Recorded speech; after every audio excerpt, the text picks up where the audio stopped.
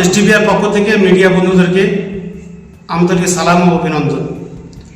আমরা যে বিষয় নিয়ে আজকে আপনাদের ডেকেছি, আমাদের প্রেসিডেন্ট বললেন যে আমরা দেখতে পাচ্ছি যে মুর্শিদাবাদ জুড়ে যেভাবে একটা ধর্মীয় মেরুকরণ শুরু হয়েছে, আর যে বিষয়টি আমরা যে ডেকেছি মূলত পক্ষ যে ফারাক্কার একজন ব্যক্তি যার নাম মাফিকুল ইসলাম, যে ট্রেনের উপরে একজন মহিলা যেভাবে তার উপরে যে মারধর করেছে এবং অশ্লীল ভাষা ব্যবহার করেছে, এটা আমরা আপনাদের মাধ্যমে পুরো মুর্শিদাবাদ জুড়ে, রাজ্য জুড়ে সকলেই দেখেছি আমরা সেই দিন। কিন্তু আমরা ভেবেছিলাম যে এই ঘটনা হওয়ার পরে রাজ্যে যেহেতু প্রশাসন আছে এবং এই রাজ্যটা হচ্ছে বিজেপি শাসিত রাজ্য নয়, এই রাজ্য যিনি মুখ্যমন্ত্রী আছেন তিনি সবসময় বলেন যেটা হচ্ছে ধর্মনিরপেক্ষ, আমরা প্রতিটা ধর্ম মানুষকে আমরা সমান অধিকার দিব। মমতা ব্যানার্জি বারবারই কথাটি বলেছিলেন। আমরা ভেবেছিলাম যে ফারাক্কার যে মাফিকুলকে নিয়ে যে ঘটনা ঘটেছে, মাননীয় মুখ্যমন্ত্রী এবং তার প্রশাসন একটা সঠিক সিদ্ধান্ত নিয়ে যারা দোষী তাদের শাস্তির একটা ব্যবস্থা করবে। কিন্তু আমরা দেখতে পাচ্ছি পুরো ব্যাপারটা আলাদা, পুরো ব্যাপারটা আলাদা। শুধু মাফিকুলকে নিয়ে নয়, ইতিপূর্বে আমরা কয়েকটা ঘটনা আরো আমরা দেখেছি এবং সবচেয়ে প্রশাসন যা ভূমিকা, তাতে প্রশাসন মনে হচ্ছে এটা আরএসএস এর দালালে পরিণত হয়েছে। আরএসএস যা বলছে প্রশাসন তাই করছে। বিজেপি রাজ্য সভাপতি এবং বিজেপি নেতারা যেটা বলতে চাইছে সেই দিকে প্রশাসন, অধিকাংশ প্রশাসন সেই দিকে ঝুঁকে আছে।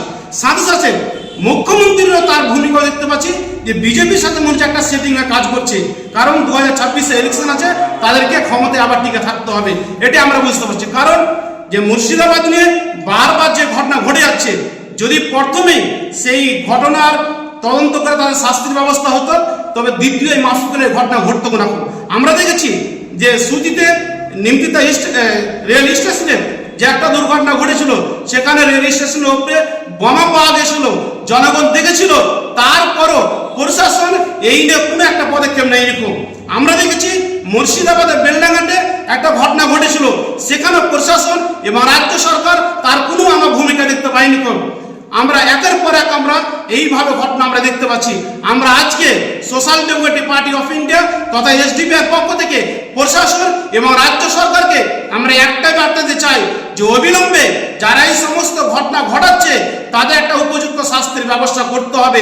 যদি না করে তবে আগামী দিনে আমরা এসডিপিআই জনগণকে সাথে নিয়ে একটা বৃহত্তম আন্দোলন নামতে বাধ্য হবে। ফলে যারা এই সমস্ত ঘটনা ঘটাচ্ছে এবং বিজেপি নেতারা ঘটাচ্ছে, পুলিশ কেন এখন পর্যন্ত তাদের ব্যাপারে কোনো পদক্ষেপ নিচ্ছে না? এবং যে কথাটি হচ্ছে যে যারা এই ডিজিটাল মিডিয়া যে খবরগুলো করছে যে তারা নাকি ভুল বার্তা দিচ্ছে, আমি প্রশাসনকে বলতে চাই যে কয়েকটা যে গদি মিডিয়া যে ভুল বার্তা দিচ্ছে বা মানুষকে উস্কানিমূলক তারা খবর করছে, তাদের বাড়িতে এখন পর্যন্ত কোনো নোটিশ দেয়নি আমার জানা মতে, এবং তাদেরকে কেন এখন পর্যন্ত সেই সমস্ত মিডিয়াকে অ্যারেস্ট করা হলো না, আমি এই সমস্ত প্রশাসনকে আমি এটা বলতে চাই। সাথে সাথে এই মুর্শিদাবাদে তিনটা এমপি এবং এমএলএ অধিকাংশ শাসক দল তারা আজকে কেন মুখে সেই কুলুপ বেঁধে আছে, তাদের কোনো একটা শব্দ কেন উচ্চারণ হচ্ছে না? আমি এই এমএলএ এমপিদেরকে বলতে চাই যে আপনারা যে কারণে আপনাদেরকে জনগণ প্রতিনিধি তৈরি করেছে, যদি আপনারা সঠিকভাবে কাজ না করেন, জনগণ ক্ষমা করলে পারো, ইতিহাস আপনাদেরকে ক্ষমা করবে না। অতএব আপনাদেরকে নিরপেক্ষভাবে কাজ করতে হবে এবং বিজেপি নেতারা যেভাবে বারবারান্ত শুরু করেছে এর জন্য আপনাদেরকে পদক্ষেপ নিতে হবে। আমাদের জোরালো দাবি, যারা এই সমস্ত ঘটনা ঘটিয়েছে তাদের তদন্ত করে উপযুক্ত শাস্তির ব্যবস্থা করুক। সে বিজেপির নেতা হোক আর আরএসএস এর নেতা হোক, যে কোনো মানুষ হোক না করো, ধর্ম দেখে নয়, যে ব্যক্তি করবে তার সঠিকভাবে এই বিবেচনা করে তার শাস্তির ব্যবস্থা করুন। নাহলে আগামী দিনে জনগণকে সাথে নিয়ে আমরা রাস্তায় নেবে, রাজপথে নেবে, প্রয়োজন পড়লে পারে থানা ঘেরাও করবো, প্রয়োজন পড়ে এসডিও ডিএম যেখানে যাওয়ার আমরা সেখানে যাব। কিন্তু আমরা চাই মাফিকুলের ন্যায় বিচার চাই, মুর্শিদাবাদে যেন আর দ্বিতীয় কোনো ঘটনা না ঘটে। পরিশেষে ফারাক্কার ইমারত বলতে চাই যে আপনি যে মাফিকুলকে নিয়ে জিআরপির কাছে যে অভিযোগ করেছেন, সেই অভিযোগের কাগজ এখন পর্যন্ত আমরা সোশ্যাল মিডিয়ার মাধ্যমে দেখতে পাচ্ছি না।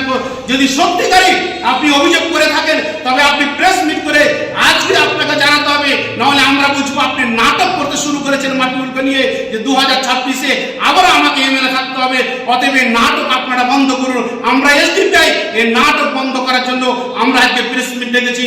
পরিশেষে সকলকে বলতে চাই, এসডিপিআই পক্ষ থেকে আন্তরিক সালাম ও ভালোবাসা। আবারও প্রশাসনকে বলতে চাই যে সঠিক তদন্ত করে তাদের উপযুক্ত শাস্তির আপনারা ব্যবস্থা করুন।